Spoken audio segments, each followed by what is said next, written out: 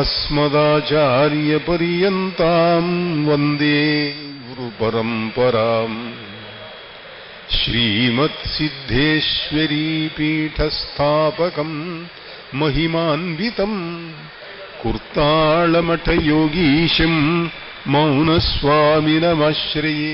కొన్ని విచిత్రమైన బీజాక్షరాలతో ఉన్నటువంటి శివమంత్రం అది. ఆ మంత్రం చేసి పరమేశ్వరుడు యొక్క సాక్షాత్కారం పొందాడు.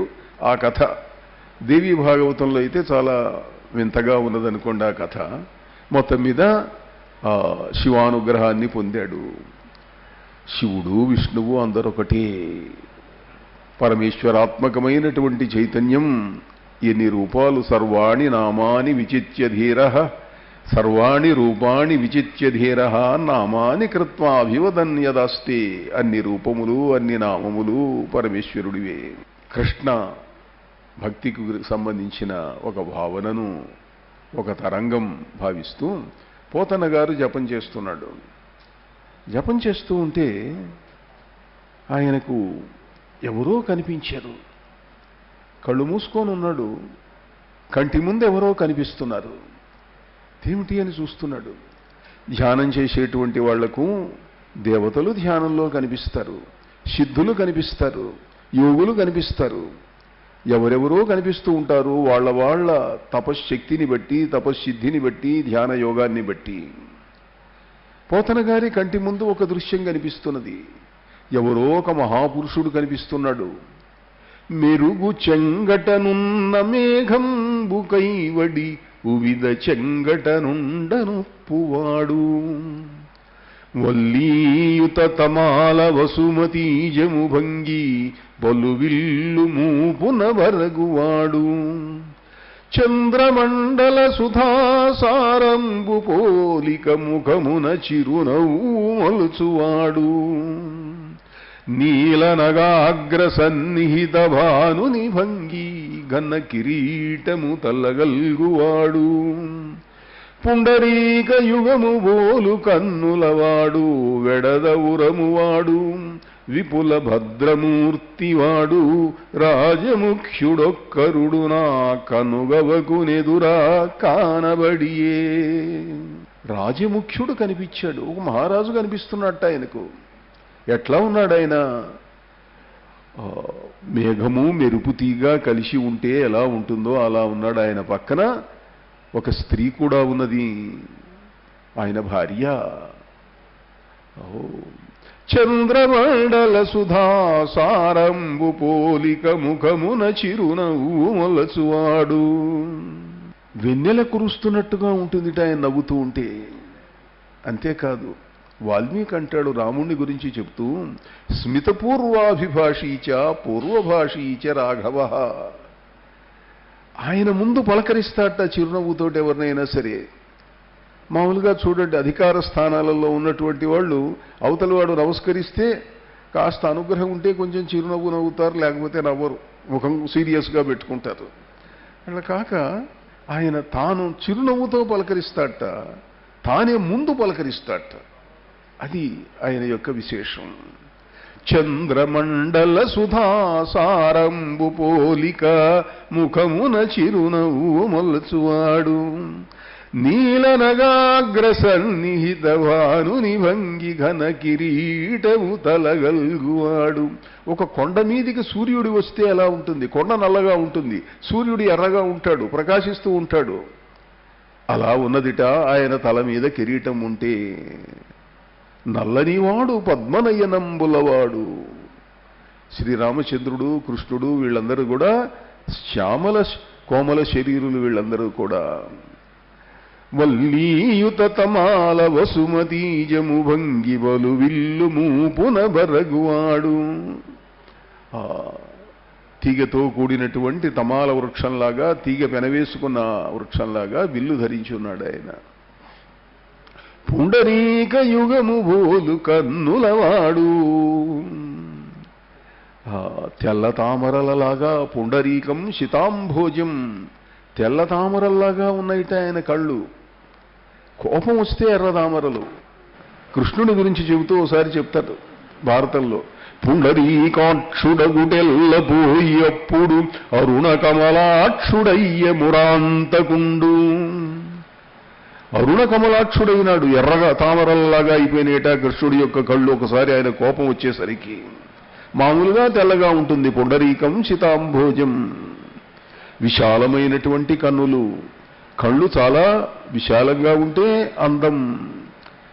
పూర్వకాలంలో ఒక 60 సంవత్సరాల కింద తలిశెట్టి రామారావు అని చిత్రకారుడు ఉండేవాడు. ఆయన ఒకసారి ప్రబంధ సుందరి అని ఒక బొమ్మ వేశాడు. ప్రబంధాలలో సౌందర్యవతి అయినటువంటి స్త్రీ ఎలా వర్ణించబడిందో ఆ ఉపమానాలన్నీ పెట్టి వేశాడు ఆయన. తల కింద ఒక సర్కిల్ గీసి చంద్రబింబము అన్నాడు, ముక్కు దగ్గర ఓ సంపెంగ పువ్వు పెట్టాడు, అట్లా జుట్టు దగ్గరేమో తుమ్మెదలన్నింటినీ కూడా పెట్టాడు, కంఠం దగ్గర ఓ శంఖం పెట్టాడు, కళ్ళు చాలా పెద్దవి విశాలంగా పెట్టాడు. ఇట్లా అంత బొమ్మ గీశాడు. ఆ బొమ్మ గీసి చూస్తే భయంకరంగా రాత్రి కల్లోకి వచ్చేట్టుగా ఉంది. ప్రబంధ సుందరి ఇలా ఉంటుందా అని చెప్పి. పెద్ద కళ్ళు బాగానే ఉంటాయి కానీ మరీ పెద్దవైతే భయం పుడుతుంది. పెద్దిభట్టు అని ఓ పండితుడు ఉండేటువంటి వాడు ఓరుగల్లులో, చాలా గొప్ప పండితుడు ఆయన. ఆయన భార్య కొంచెం వికారంగా ఉంటుంది. ఆయన మహాపండితుడు, ఎంతమంది మీదనో శ్లోకాలు చెప్పాడు, రాజుగారు ఆయనకి ఎంతో సన్మానాలు చేశాడు, అన్నీ ఉంది. ఆయన ఒకసారి అన్నది, అందరి మీద పద్యాలు శ్లోకాలు చెబుతున్నారు, నా మీద చెప్పనేమిటండి, ఇప్పుడు చెప్పకపోతే అన్నం బెటర్ అన్నది. తప్పదు, ఏం చేస్తాడు, శ్లోకం చెప్పక తప్పదు. అప్పుడు ఓ శ్లోకం చెప్పాడు ఆయన, తింత్రిణీదళ విశాలలోచన. ఆహా, నీ కళ్ళు ఎంత అందంగా ఉన్నాయి, చింతాకుల్లాగా ఉన్నాయి. అర్కశుష్క బల కోమలస్తని మేరు మందర సమాన మధ్యమా పిదిభట్ట గృహిణీ విరాజతే. ఓ, నీ నడుము ఎంత సన్నంగా ఉన్నది, మేరు పర్వతంలాగా మందర పర్వతంలాగా ఉంది. ఇలా వర్ణించాడు ఆయన. పాపం ఆమెకు సంస్కృతం రాదు కనుక బాగా నా మీద మంచి శ్లోకం చెప్పాడు కావాలనుకుని సంతోషించి అప్పుడు ఏదో బాగా మంచి స్పెషల్స్ అవి చేసింది. వెనకటి రోజుల్లో పండితులు బాగా చదువుకున్నటువంటి వాళ్ళు సంస్కృతం ఎక్కువగా మాట్లాడటానికి ఇష్టపడేటువంటి వాళ్ళు. అందువల్ల గొప్ప పండితుడికి వివాహమైంది, మంచి వేదం శాస్త్రాలు అదే చదువుకున్నాడు. ఆయన ఇంట్లో కొత్తగా పెళ్ళయింది, పాపం పల్లెటూరు నుంచి వచ్చింది అమ్మాయి. ఆమెతో నేను సంస్కృత పదాలు ఎక్కువగా ఉపయోగించి మాట్లాడుతూ ఉండేవాడు. భార్యే, ఈ దినం పాకంపు చేసిటివా లేదా? పాకం ఏమిటండి, ఏదో వంట చేశాను. తింత్రిణీ రసము కాచితివా అన్నాడు. తింత్రిణీ రసము కాచావా? తింత్రిణీ రసం ఏమిటి? తింత్రిణీ రసం అంటే రసమే, చారు. ఆయనకు పాపం తెలియదు. శ్రీనాథుడు వర్ణిస్తాడు ఇలాంటి వర్ణనలన్నీ సంస్కృత పదాలతోటి. తింత్రిణీక రసోపదేహధూర్ధురములు పటురామఠామోద భావితములు హయ్యంగ వీణ ధారాభిషిక్తంబులు లలిత కుస్తుంబరుల్లంఘితములు. ఆహారాలలో వాడేటువంటి మాటలు సంస్కృతం మాటలు వాడితే ఎలా ఉంటుందో, కుస్తుంబరు అంటే కొత్తిమీర, రామఠం అంటే ఇంగువ, ఈ పదాలన్నీ కూడా బాగా పండితులు వాడుతుండేవాళ్ళు ఇళ్లల్లో. సరే, ఇలా పుండరీక యుగము గోలు కన్నులవాడు వెడదవురము వాడు విపుల భద్రమూర్తివాడు. సాహిత్యంలో ఉపమానాలు వాడటం అనేటువంటిది చాలా అద్భుతమైనటువంటి విద్య. ఉపమా కాళిదాసస్య, కాళిదాస మహాకవి చాలా గొప్ప ఉపమానాలు, సిమిలీస్ వాడేవాట. ఆ వాడటంలో ఏమిటంటే కొన్నిసార్లు అతిశయోక్తులు ఎక్కువైతే కొంచెం ఇబ్బంది కలుగుతూ ఉంటుంది. సదసత్ సంశయ గోచరోదరి అంటాడు శ్రీనాథుడు. ఆమె యొక్క నడుము ఉన్నదా లేదా అని అనిపిస్తున్నది అని అంటాడు. నాస్తి మధ్యమా, ఆమెకు నడుమే లేదు. నడుమే లేదంటే ఆ పై భాగం కింది భాగం మధ్యలో కనుక ఇలా అంటే ఏం తగలకూడదన్నమాట. సన్నగా ఉన్నది అంటానికి చమత్కారంగా చెప్పేటువంటి మాట. అలానే పర్షియన్ సాహిత్యంలో స్త్రీల పెదవులను గురించి చెప్పేటప్పుడు ఆమె ఎంత సౌందర్యవతి అనగా ఆమె పెదవిలో సూది కూడా దూరదు అని ఒక కవి రాశాడు. సూది దూరకపోతే అన్నం ఎట్లా తింటుంది? అంటే అది ఒక చమత్కారం, కవితా చమత్కారం అన్నమాట. కవులు చేసేటువంటి వాటిల్లో కొన్నిసార్లు ఇలాంటి చమత్కారాలు ఉంటాయి. పోతన్న గారికి ఆ రాజముఖ్యుడొక్కరుడు నా కనుగవకునెదుర కానబడియే అనిపిస్తే ఈయన ఎవరు ఏమిటి స్వామి, మీరెవరు ఏమిటి అని అడుగుదామని అనుకుంటున్నాడు పోతన్న గారు. అనుకుంటుంటే ఏను రామభద్రుండా మన నామాంకితంబుగా భాగవతంబు తెరింగింపుము, నీకు ఒక జన్మంబు ఉండదు. నేను రామభద్రుణ్ణి నా పేరుతో నీవు భాగవతాన్ని తెనిగించు,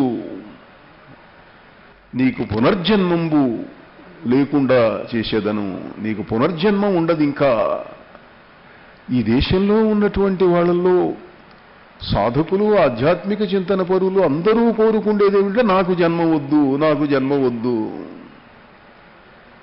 అంటే మోక్షం కావాలి నాకు, కానీ కొంతమంది జన్మ కావాలని కోరుకుండేవాళ్ళు కూడా ఉన్నారు.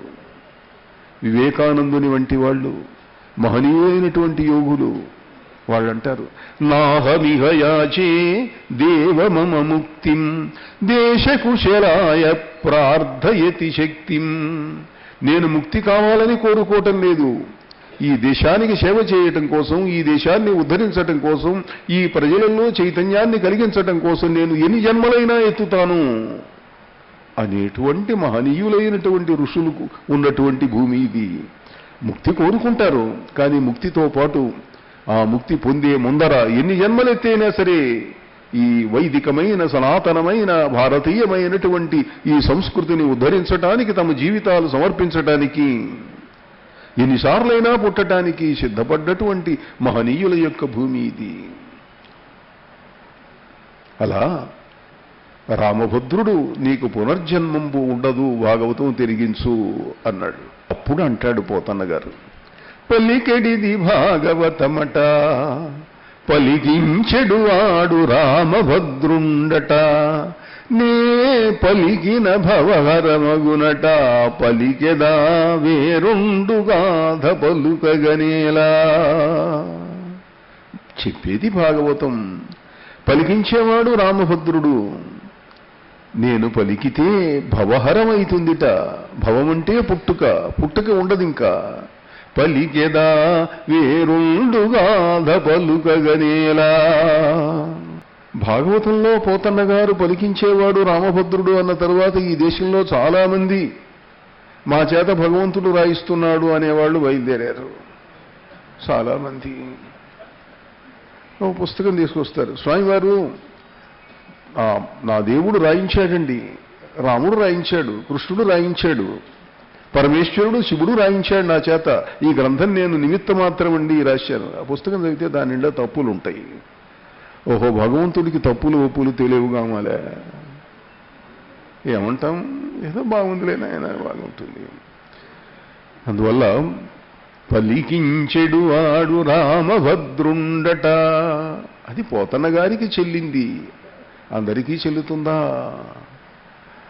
ఎవరో మహనీయులైనటువంటి వ్యక్తులు వాళ్ళు చెబితే అది చెల్లుతుంది. భగవంతుడు ఆవేశిస్తాడు, నన్నయ్యయుతి కన్నయు నన్నావేశించిరి అంటాడు కవి సమ్రాట్. నన్నయ్య తిక్కన్నా నన్ను ఆవేశించారు, నేను అందుకని రామాయణం రాస్తున్నాను అని అంటాడు ఆయన. అలా ఒనరన్నన్నయతి కనాది కవులీ ఉర్విన్ పురాణావళుల్ తినుగుంజేయుచు మత్పురాకృత శుభాధిక్యంబుతానిటిదో తినుగుంజేయరు మున్ను భాగవతమున్. దీనిన్ తెరింగించిన జననంబున్ సఫలంబు చేసెదా పునర్జన్మంబు లేకుండగన్. నా జన్మను సఫలం చేసుకుంటాను. నన్నయ్య తిక్కన మొదలైనటువంటి మహానుభావులున్నారు, వాళ్ళు ఎందుకో భాగవతం రాయలేదు. నా పూర్వపుణ్యం ఏదో అయి ఉంటుంది. మత్పురాకృత శుభాధిక్యంబుతానెట్టిదో, నాకేదో ఇది చేయవలసినటువంటి యోగం ఉండటం కోసమో నా పూర్వపుణ్యం వల్లనో ఏమో వాళ్ళు భాగవతం రాయలే. రాసి ఉంటే, ఒక నన్నయ్య గారు రాస్తే నేను రాయగలనా? తిక్కన గారు రాస్తే, ఎర్రన రాస్తే, అంతటి మహామహులు రాస్తే ఇంకోళ్ళకు రాయాలని బుద్ధి పుట్టదు, వీలు కాదు. రాస్తే బాగుండదు. ఇప్పుడు కవిత్రయం భారతం రాసిన తర్వాత, పోతన గారు భాగవతం రాసిన తర్వాత ఎవడు రాయటానికి సాహసిస్తాడు? అంటే సాహసించిన వాళ్ళు ఏదో ఒకరిద్దరు లేకపోలేదనుకోండి, ఉండవచ్చు. కానీ ఎంతమంది చదువుతారు? కవిత్రయ భారతం, పోతన భాగవతం, ఒక రామాయణం మాత్రం చాలామంది రాశారు. ఎందుకంటే ఈ వీళ్ళలాగా, కవిత్రయంలాగా, శ్రీనాథుడిలాగా, పోతనలాగా రాసినటువంటి వాళ్ళు, రామాయణాన్ని మెప్పించినటువంటి వాళ్ళు అంతగా లేకపోవటం మూలాన మహనీయులే. భాస్కర్ రామాయణం వచ్చింది, గోపీనాథ రామాయణం వచ్చింది, మొల్ల రామాయణం వచ్చింది. మహామహులే, గొప్పవారే, మంచి రచయితలే, మహాకవులే. కానీ ఎందుకో వీళ్ళకున్న పేరు రాలేదు. సత్యనారాయణ గారిని అక్కడ అడిగారు, ఇంతమంది రామాయణాలు రాశారండి, మళ్ళీ మీరు ఎందుకు రామాయణం రాస్తున్నారు అని అడిగారట. అడిగితే, మరల ఇదేల రామాయణం వన్నచో ఈ ప్రపంచకమెల్ల ఎల్లవేళ తినుచున్న అన్నమే తినుచున్నదిన్నాళ్ళు తన రుచి బతుకులు తనవిగానా చేసిన సంసారమే చేయుచున్నది తనదైన అనుభూతి తనదిగానా తలచిన రామునే తలచెదనేనును నా భక్తి రచనలు నావిగానా కవి ప్రతిభలోన నుండును కావ్యగత శతాంశముల ఎందు 90 అయిన పళ్ళు ప్రాగ్విపశ్చిన్మతంబున రసము 1000 రెట్లు గొప్పది నవకథాధృతిని మించి. భారతీయ సంప్రదాయంలో ఒక ప్రత్యేకత ఉన్నది. మనము రసప్రధానులము కానీ కథాప్రధానులము కాదు. ఏ కథైనా ఎంతమంది అయినా రాయవచ్చు. చెప్పేది ఎవడెట్లా చెప్పాడు, నీ పద్ధతి నీది. నువ్వు అందంగా చెప్పగలిగితే రాయి, ఒకే కథ తీసుకో, ఏం తప్పేం లేదు దాంట్లో. ఈ ప్రపంచకమెల్ల ఎల్లవేళ తినుచున్న అన్నమే తినుచున్నదిన్నాళ్ళు. నిన్న తిన్నావు, ఇవాళ తిన్నావు, రేపు తింటావు. తినటం మానుకోవే. చేసిన సంసారమే సేయుచున్నది తనదైన అనుభూతి తనదిగానా. మీ తాత సంసారం చేస్తే మీ నాయన పుట్టాడు, మీ నాయన సంసారం చేస్తే నువ్వు పుట్టావు. నువ్వు చేస్తూనే ఉన్నావు, మానుకోవటం లేదే. ఎవరి అనుభూతి వాళ్ళది ఈ ప్రపంచంలో. అట్లనే తలచిన రామునే తలచెదనేను నా భక్తి రచనలు నావి, నా ఇష్టం అన్నాడు. అంటే మరీ అంత చాలా మీరు మాట్లాడింది చాలా నిరంకుశంగా ఉందండి అన్నాడు. నిజమే, నా పద్ధతి అది, నా మార్గం ఇది. ఎవ్వరనుకుంటిరో నన్ను ఏనంత నేను పాండిత్య ప్రాభవ విలసితుడైనటువంటి వ్యక్తిని నేను అని అంటాడు ఆయన. నన్ను నెరుగరో ఈ తెలుగునాట మీరు విశ్వనాథ కులంబోధి విధుని బహు విచిత్ర చిత్రధ్వని విచిత్ర చిత్తికృన్ మహాకవి అంటాడు, సత్యనారాయణ కవి అంటాడు. అంటే మరీ కట్టె విరిచి పొయ్యిలో పెట్టినట్లు మాట్లాడుతున్నారు గురువు గారు అన్నాడు. అట్లా కాదు, అది చాలా పొరపాటు. ఇది వరకు కట్టె విరిచి పొయ్యిలో పెట్టినట్లు మాట్లాడేవాడిని, ఇప్పుడు విరవకుండానే పొయ్యిలో పెడుతున్నాను అన్నాడు. అసలు సమాధానం ఇది ఏమిటి అంటే, అడిగిన వాడిని బట్టి ఉండేది ఆయన సమాధానాలు. అసలు సమాధానం తర్వాత చెప్తాడు ఆయన దాంట్లోనే, రామాయణంలోనే. వ్రాసిన రామచంద్రు కథ వ్రాసితినంచనిపించుకో. వాళ్ళ నాయన అన్నట్ట, ఆనా తండ్రియనన్ దధీచి శిబి కర్ణాదుల్ పునారూప సంస్థానం వందిన కర్మయోగి. మహాదాత నెరదాత మా తండ్రి. ఆయన ఒకరోజు పిలిచాట, ఒరే ఏమిట్రా నువ్వేవో చాలా నవలలు కథలు అవి ఇవి రాస్తున్నావుట, పేపర్లలో ఏదో మంచి పేరు వచ్చిందిట నీకు, ఎందుకురా ఈ పిచ్చి రాతలన్నీ? వ్రాసిన రామచంద్రు కథ వ్రాసితినంచనిపించుకో. వృధాయాసముగాక కట్టుకథలైహికమా పరమాయటంచు తా చేసిన తండ్రి ఆజ్ఞయును జీవుని వేదన. తండ్రి ఆజ్ఞ, జీవుని వేదన, వీటి వల్ల నా సకలోహ వైభవ సనాథము నాథకథన్ రచించదన్. నా సకలోహ వైభవ సనాథము, సమస్తమైనటువంటి నా ఊహా శక్తి రామకథను రాస్తాను. మా నాన్న చెప్పాడు. అంతేకాదు నాలోని జీవుడి యొక్క వేదన, జీవునిలోని వేదన వారి చేత రామాయణాన్ని రాయిస్తే, జీవునిలో అంతరాంతరములలో వికసించినటువంటి దైవభక్తి పోతన గారి చేత భాగవతాన్ని రచించింది. అయితే పోతన గారి రచన మృదు మధురంగా, మనోహరంగా, లలితంగా ఉంటుంది. ఎందువల్ల? విశ్వనాథ సత్యనారాయణ గారు రచన అదొక మార్గం, తిక్కన గారి రచన ఒక మార్గం. దీంట్లో మానవ మనస్తత్వ విశ్లేషణ కొంచెం జాగ్రత్తగా చేసేటట్టయితే కనిపిస్తుంది. తిక్కన గారు అంటాడు, నా తండ్రి హరిహరనాథుడి పక్కన కనిపించాడు నాకు, కొమ్మన దండనాథుడు అని అంటాడు ఆయన. తల్లి అంటే భక్తి, కానీ తండ్రి అంటే ఎక్కువ భక్తి తిక్కన గారికి, విశ్వనాథ వారికి అంతే. పోతన గారు అట్లా కాదు, తల్లి అంటే భక్తి. ఆయన ఎవరికి తల్లి యందు ఎక్కువ భక్తి ఉంటుందో, తల్లులు మృదు స్వభావాలు గనక వాళ్ళ యొక్క లక్షణాలు కుమారుడిలో ఉంటాయి. పోతన గారిలో అందుకని ఆ మాధుర్యం, వాత్సల్యం, ఆ మధురత్వం వచ్చింది.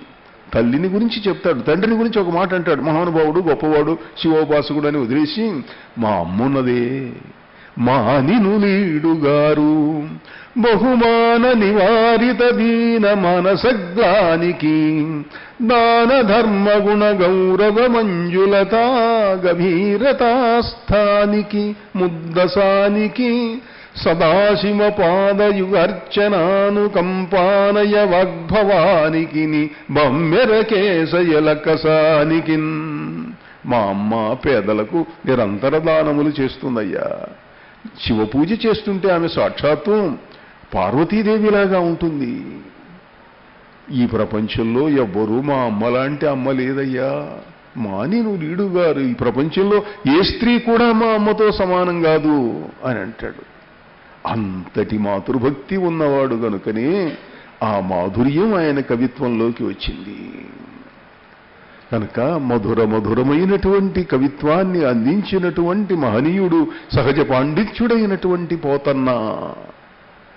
ఆయన భాగవతము రాస్తుంటే కరుణశ్రీ అంటారు, ముద్దులు కార భాగవతమున్ రచయించుచు పంచదారలో అద్దితివేమో గంటము మహాకవిశేఖరా మధ్య మధ్య అట్లద్దక ఒట్టి గంటమున అట్టిటు వీచిన తాటి ఆకులో పద్యములందు ఈ మధుర భావములెక్కడ నుండి వచ్చరా. ఓ భాగవతం రాస్తూ నువ్వు గంటాన్ని మధ్య మధ్యలో పంచదారలో అద్ది రాశావేమోనయ్యా, లేకపోతే ఈ పద్యాలకు అంత తీయదనం ఎట్లా వస్తుంది అంటాడు కరుణశ్రీ. అంటే ఒకరోజు సభలో ఒక సభ్యుడు అడిగాడు, కరుణశ్రీ గారు గంటం పంచదారలో అద్దారంటున్నారు, మరి గంటం ఇనపదో వెండిదో బంగారందో వాళ్ళ తాకత్తును బట్టి పోతన గారు ఎట్లాగూ సామాన్యుడు కనుక ఆయనకి ఇనప గంటమే ఉండుంటుంది, పంచదార అతుక్కోదు కదా దానికి, మరి పద్యాలలోకి ఎలా వెళ్ళింది ఆ పంచదార తీయదనము అన్నాడు. అంటే ఆయన అన్నాడు, లేదండి నేను ముందే చెప్పాను కదా, ముద్దులు కార అన్నాను, కారుతున్నాయి కనుక అంటుకున్నది అన్నాడు. ముద్దులు కార భాగవతమున్ రచయించుచు. అలా